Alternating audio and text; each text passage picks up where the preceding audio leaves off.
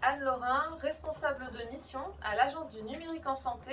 Je suis en charge des travaux de mise à jour de la doctrine du numérique en santé.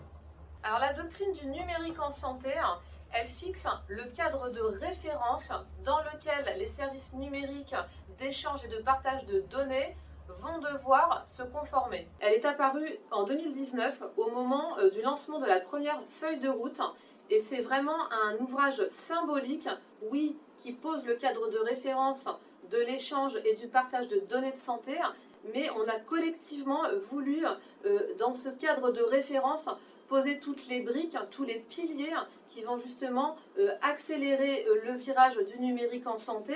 Et on y est maintenant puisqu'on entre dans la 4e version de la doctrine du numérique en santé. Donc ça montre bien que cet outil est devenu indispensable à l'ensemble de l'écosystème.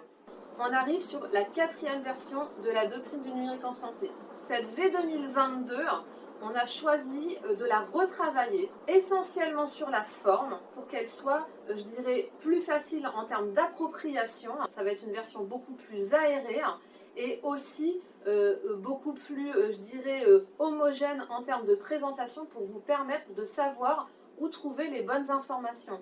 Donc par chapitre, on va avoir l'ensemble des référentiels vis-à-vis desquels vous devez vous mettre en conformité, les outils pour vous y aider, les impacts entre chapitres, on sait qu'il peut y avoir une forte adhérence entre différentes thématiques, et l'ensemble des informations pour aller plus loin.